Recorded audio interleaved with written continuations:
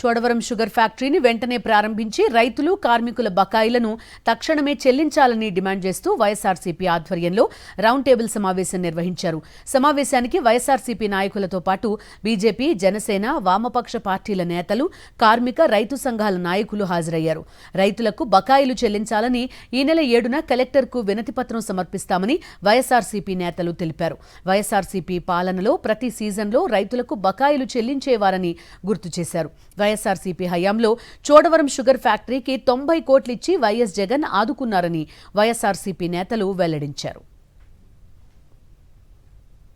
స్థానికంగా మంత్రులు ఉన్నారు, స్థానికంగా రాష్ట్ర శాసనసభ స్పీకర్ గారు ఇదే జిల్లాకు చెందినటువంటి వ్యక్తులు ఉన్నారు, హోంమంత్రి ఈ జిల్లాకు చెందినటువంటి వ్యక్తి, స్థానిక సీనియర్ శాసనసభ్యులు ఉన్నారు. మరి ఎంతమంది ఉండి దేనికి ఏం పని చేస్తున్నారనంటే దేనికి రైతులకు సంబంధించినటువంటి దాంట్లో ఏ రకమైనటువంటి వారి ప్రేమ కానీ అభిమానం కానీ ప్రభుత్వం తాలూకు చిత్తశుద్ధి కానీ ఎక్కడ కూడా కనబడట్లేదు. ఏదనంటే ఏది చేతకాకపోయినా ప్రైవేట్ పరం చేసేద్దాం అనేటువంటి అభిప్రాయం మాత్రం ప్రభుత్వంలో కనబడుతూ ఉంది. అది వ్యవసాయం కానివ్వండి, అది విద్య కానివ్వండి, వైద్యం కానివ్వండి, రోడ్లు కానివ్వండి, ఏదన్నా సరే పీపీపీ పద్ధతిలో ఇవ్వాలనేటువంటి అభిప్రాయంలోనే ఈరోజు ప్రభుత్వం కనబడుతూ ఉంది. ఇది కూడా అదే చేయాలన్నటువంటి వారి అభిప్రాయం కూడా స్థానిక శాసనసభ్యులు మాట్లాడినప్పుడు కూడా ఆ అభిప్రాయం కనబడింది. అంటే అన్ని ప్రైవేట్ వాళ్ళు చేసేటువంటి దానికి ఆ ప్రభుత్వం ఉండి దేనికి అన్ని ప్రైవేట్ వాళ్ళకి అప్పచెప్తే దానికి కాదు కదా మీకు అధికారాన్ని ఇచ్చింది. సక్రమంగా నడిచేటువంటిది ఈ గోవాడ షుగర్ ఫ్యాక్టరీని మాత్రము మూతపడేటువంటి పరిస్థితి తీసుకొచ్చింది మాత్రం ఈ కూటమి పాలకులే. పాలకవర్గం తరఫున చైర్మన్ గారుగా ఉన్నటువంటి కలెక్టర్ గారు కూడా సరైన సమయంలో సరైనటువంటి బాధ్యతలు చేపట్టకపోవడం వల్లనే ఈరోజు ఫ్యాక్టరీ మూతపడింది. దానికి వారందరూ కూడా బాధ్యత తీసుకోవాలి.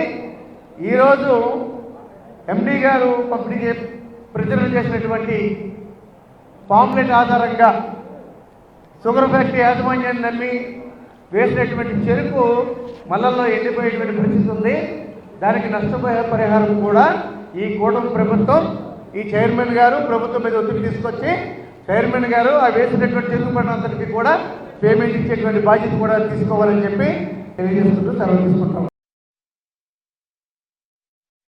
గత ఏడాది ఆడినటువంటి 1,00,000 టన్నుల తాలూకా పంచదార ఏమైపోయింది? ఆ పంచదార అమ్మితే 30 కోట్లు వస్తుంది కదా, 1,00,000 టన్నులు అంటే 1,00,000 క్వింటాలు వస్తాయి కదా. మరి ఆ డబ్బు ఏమైంది? ఆ డబ్బు ఎవరు తినేశాడు?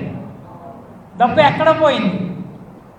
ఆ డబ్బేనే చెల్లించినా సరే సుమారు మరి మార్కెట్లో సుమారు 3,600 3,800 రూపాయలు ఒక్కొక్క గంట అమ్ముతున్నారు. ఇక్కడ రైతు తీసుకున్నది 3,000 రూపాయలు. ఏ ఇంటికి ఇవ్వలేకపోతున్నారు ఆ 3,000 రూపాయలు. దానికి రైతుకి ఇవ్వాల్సిన గత ఏడాది బాకీ అంతా 30 కోట్లు, కార్మికులకి జీతాలు చెల్లించవలసింది ఎంత? ఒక 7 కోట్లు. మరి నువ్వు మెయింటెనెన్స్ కూడా ఖర్చు పెట్టలేదు. మెయింటెనెన్స్ ఖర్చు పెట్టుంటే ఈసరికి ఫ్యాక్టరీ డెఫినెట్గా ఫ్యాక్టరీ ఈరోజు ఆగి ఉండేది. ఫ్యాక్టరీ ఆగిపోవడానికి కారణం ఏంటి? మెయింటెనెన్స్ కూడా నువ్వు రూపాయి పెట్టకుండా డబ్బు మింగిస్తారా? మరి మేనేజ్మెంట్ మింగిస్తుందా, కూటమి నాయకులు మింగిస్తారో సమాధానం చెప్పాలి.